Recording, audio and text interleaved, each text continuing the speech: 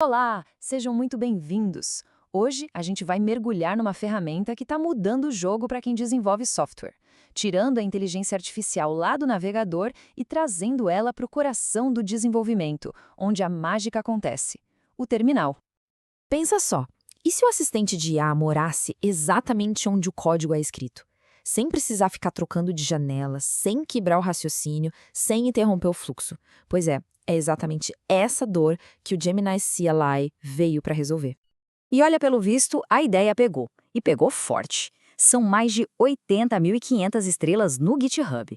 Isso mostra que a comunidade open source realmente abraçou o projeto com tudo. Mas afinal, o que é esse tal de Gemini CLI? Bom, de forma bem direta, é um agente de inteligência artificial de código aberto que coloca todo o poder do Gemini direto no terminal. A ideia é ser o caminho mais curto entre o que se quer fazer e o modelo de IA executando aquilo. Simples assim, e muito poderoso. Então, o que a gente vai ver aqui? Primeiro, por que ter IA no terminal é tão importante? Depois, o que esse assistente pode fazer na prática? Aí a gente vê como ele se conecta com o fluxo de trabalho, como instalar em minutos e, por fim, uma reflexão sobre o futuro da programação. Bora lá? Vamos começar pelo básico, né? Por que isso realmente importa? Qual é a grande vantagem de ter um assistente de IA ali na linha de comando? O problema é um velho conhecido de quem programa. Os assistentes de IA geralmente ficam presos numa aba do navegador. E essa separação gera um atrito, sabe? Aquele copia e cola infinito, a troca de contexto que acaba com a concentração, a produtividade vai lá para baixo. E a solução é justamente uma abordagem que pensa primeiro no terminal. Ela foi projetada para quem vive na linha de comando, para quem respira esse ambiente. O Gemini CLI traz a IA para dentro do espaço de trabalho, de forma nativa. Beleza? Agora vamos para a parte mais legal. O que esse assistente de programação consegue fazer de verdade. E olha, as capacidades são de cair o queixo. Aqui, a gente tem um resumo das vantagens e é um verdadeiro arsenal, viu? Tem um plano gratuito bem generoso, dá acesso ao modelo Gemini 2.5 Pro, que é super poderoso, e olha só essa janela de contexto de 1 milhão de tokens. Isso quer dizer que ele consegue analisar uma quantidade absurda de código de uma vez só. Além disso, já vem com ferramentas integradas e o mais importante, é totalmente open source e extensível. E para ver como isso funciona na prática, dá uma olhada nesse exemplo. Com comandos simples, em linguagem natural, se pede para criar um bot de Discord que responde perguntas com base num arquivo de FAQ. Imagina o tempo que isso economiza. É um ganho de velocidade gigantesco para prototipar. E não para por aí não. Pensa na seguinte situação.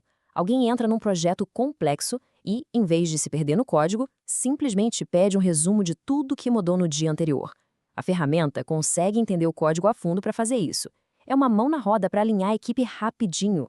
E o mais legal é que não é só sobre texto. Ele tem capacidades multimodais, o que significa que dá para gerar apps a partir de PDFs, imagens ou até mesmo de um rabisco. Imagina só desenhar a interface de um app e o Gemini CLI criar o código a partir disso. O potencial aqui é enorme. Tudo isso já é impressionante, mas o poder de verdade aparece quando a gente conecta o Gemini CLI no nosso workflow do dia a dia. Ele não é só um chat, ele foi projetado para se integrar e automatizar todo o ecossistema de desenvolvimento. É aqui que a automação entra com tudo. Dá para automatizar a revisão de pull requests no GitHub, gerar mídias usando outros modelos do Google e, claro, rodar ele em scripts. Mas a parte mais interessante talvez seja a conexão com ferramentas personalizadas usando os servidores MCP. Pensa neles como pontes que deixam o Gemini CLI CL conversar com outras aplicações. As possibilidades são infinitas. E esse exemplo mostra isso perfeitamente. Depois de configurar uma dessas pontes, dá para falar direto com o GitHub. Um comando simples como esse aí da tela e pronto. A lista de pull requests abertos aparece na hora, tudo sem sair do terminal. Olha esse outro exemplo, que poderoso para colaboração. Imagina no final do dia, com um comando só, enviar um resumo de todos os commits direto para o canal do time no Slack. Isso não é só conveniência, é um jeito de manter a equipe toda na mesma página de forma automática. Tá, tudo isso parece incrível, mas deve ser complicado para instalar, né? A resposta é não. Vamos ver como é fácil começar a usar isso em minutos. A instalação é super direta. Dá para rodar na hora com npx ou instalar globalmente com o npm ou Homebrew. Sério, em segundos a ferramenta já está pronta para usar. Para autenticar, basicamente existem 3 caminhos. Para quem desenvolve por conta própria, o login com a conta do Google é o ideal. Já dá acesso ao plano gratuito. Agora, se for preciso ter mais controle, tipo escolher um modelo específico, aí o melhor é usar uma chave de API do Gemini. E para empresas que precisam de mais segurança e limites mais altos, a solução é o Vertex AI. E vale a pena falar de novo sobre esse plano gratuito porque ele é generoso mesmo. São 60 requisições por minuto e 1.000 por dia. É poder de fogo mais do que suficiente para integrar o Gemini CLI no trabalho diário sem pagar nada por isso.